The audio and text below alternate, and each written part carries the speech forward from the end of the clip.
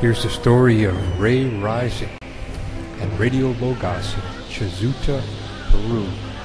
Ray Rising was held captive by the Colombian guerrillas for 810 days, from 1994 to 96. And during that time, he felt a real urge to get the gospel to these people in jungle areas.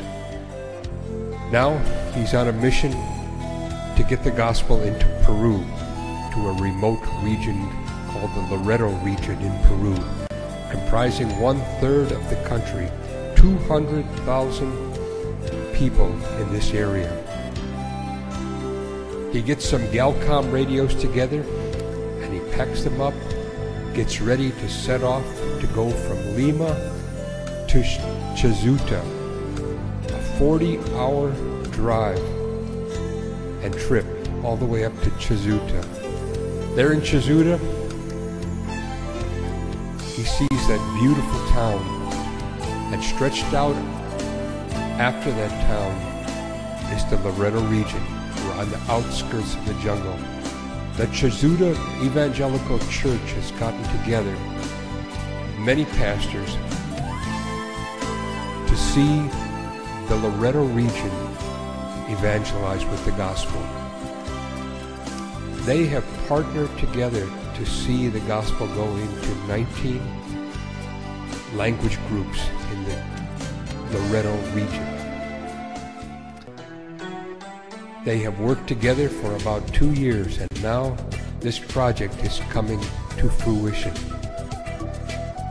The transmitter has arrived, and they are ready to start clearing the land that was given by an elderly grandmother to see this project to completion. It's going to take a lot of work. That Loreto region is just jungle area. And this land that was given by this elderly lady is going to be used to broadcast the gospel. It's going to take a lot of clearing and a lot of work to get this land in shape to transmit.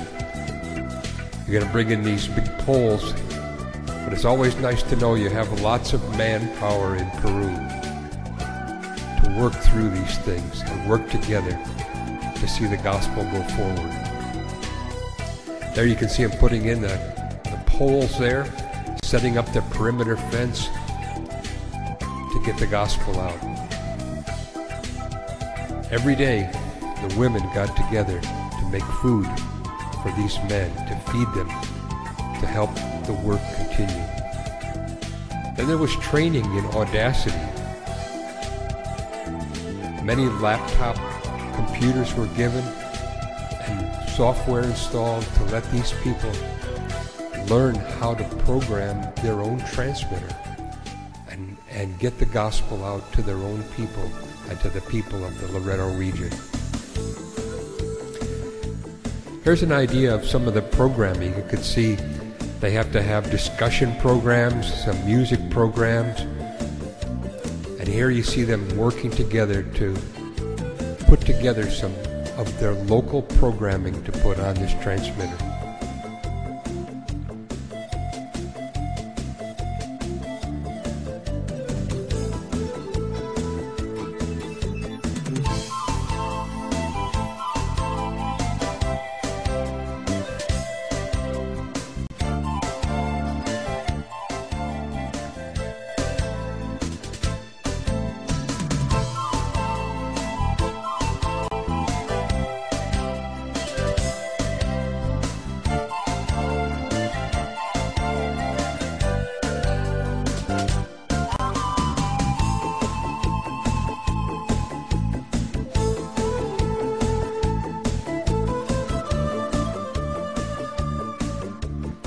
Here you see the assembly of the transmitter building, getting the grounding correct, and then they have to load and make a ramp to go up to the roof to pour the roof for this structure.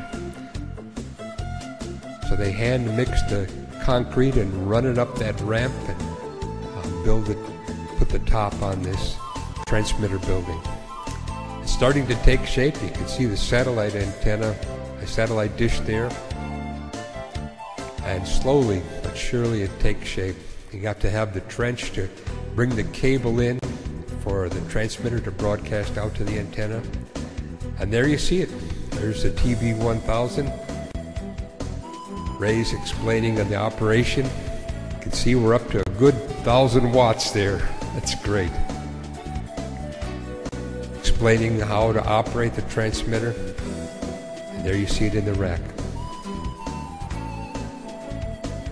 There's a satellite dish that can pick up programs from the ALAS network. You can see how hard it was to get it up to that site.